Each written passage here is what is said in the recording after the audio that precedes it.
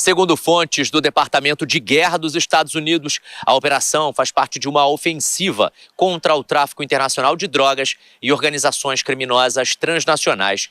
No entanto, em Caracas, o governo de Nicolás Maduro classificou a movimentação como uma provocação direta e tentativa de intimidação política, no momento em que as relações entre os dois países voltam a se deteriorar. O Gerald Ford, com mais de 330 metros de comprimento e tecnologia de lançamento de eletromagnético para jatos, é acompanhado por um grupo de ataque composto por cruzadores, destroyers e submarinos de apoio. A chegada dessa força naval à região ocorre após uma série de operações americanas no Caribe e também no Pacífico da América Latina, que já resultaram em dezenas de mortos e diversas apreensões de embarcações suspeitas.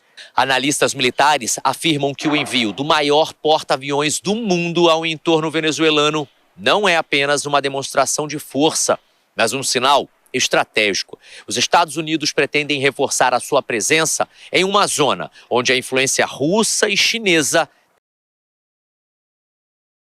Enquanto isso, o governo venezuelano e alerta para uma possível violência. O Gerald Ford transforma o Caribe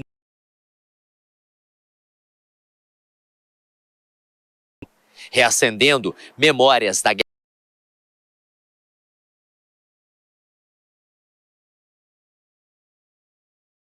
Zé Caetano, dos Estados Unidos.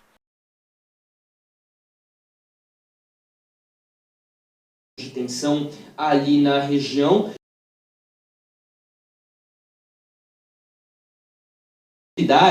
De uma invasão por terra para combater grupos de narcotráfico. Isso seria praticamente uma declaração.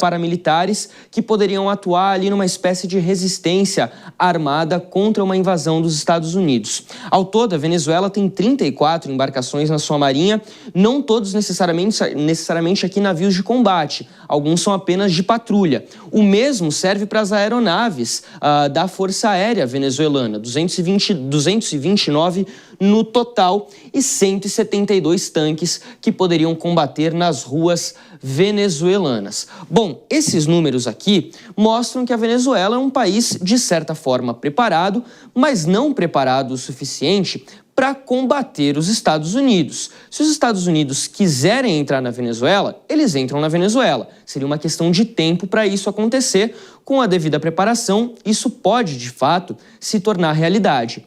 A questão é a seguinte, é muito fácil você começar uma guerra, difícil é você terminar a guerra, sair do território e sair vitorioso. A gente lembra, por exemplo, que na década de 60, os Estados Unidos entraram na guerra do Vietnã, mandaram milhares de soldados para o Vietnã, esperavam uma operação rápida e o que aconteceu? Enfrentaram a resistência armada dos Vietcongs, basicamente fazendeiros, muitos deles fazendeiros que de noite pegavam em armas e lutavam contra as tropas americanas. Os americanos saíram fugidos do Vietnã, isso na década de 60. Os Estados Unidos, aliás, desde a Segunda Guerra Mundial não tem uma grande vitória militar para colocar no seu currículo. Isso pesa contra os americanos. E claro, a questão da legitimidade, de você entrar em um outro país perante a comunidade internacional para fazer qualquer tipo de combate. Vamos lembrar, por exemplo, 2003, quando os Estados Unidos entram no Iraque, afirmando que o governo de Bagdá tinha armas de destruição em massa Colin Powell, então secretário de Estado dos Estados Unidos, havia falado sobre isso e ele jogou toda a carreira fora porque os Estados Unidos jamais conseguiram comprovar essa acusação. Então aqui há uma série de questões que podem pesar contra uma operação militar dos Estados Unidos em solo venezuelano, principalmente porque a Venezuela aposta muito na questão da resistência urbana, desses paramilitares, das milícias instaladas ao longo do país, e a Venezuela é um país grande, um país com muitos acidentes geográficos, um país com boa parte da floresta amazônica, lugares onde é muito difícil você operar militarmente. Não quer dizer que os Estados Unidos não podem ganhar uma guerra da Venezuela, muito pelo contrário, tem totais condições, mas é algo muito mais difícil do que parece. E aí a questão é justamente essa, você entrar na guerra é fácil, difícil mesmo é você sair. Nicolás Maduro aposta nessa resistência. O governo de Maduro já tem mais de 10 anos. Antes dele era Hugo Chávez, então a gente está falando aqui de pelo menos 2 décadas de poder do chavismo na Venezuela, capaz de ter mantido de ter criado essa resistência urbana contra uma possível invasão. Se isso funcionaria ou não é outra história. E claro, tem opção, por exemplo, os Estados Unidos tem arma atômica. Por que ele não vai lá e joga uma bomba atômica na Venezuela? Porque isso não é exatamente assim que funciona, né? Existem regras para as guerras e, claro, novamente, a questão da comunidade internacional. Não que possa haver uma reação contra os Estados Unidos militar, mas uma reação diplomática, possivelmente até econômica e principalmente da questão do respeito da moralidade diante da Casa Branca. Sem dúvida, e vide a guerra na Ucrânia, né, que até agora não acabou. Agora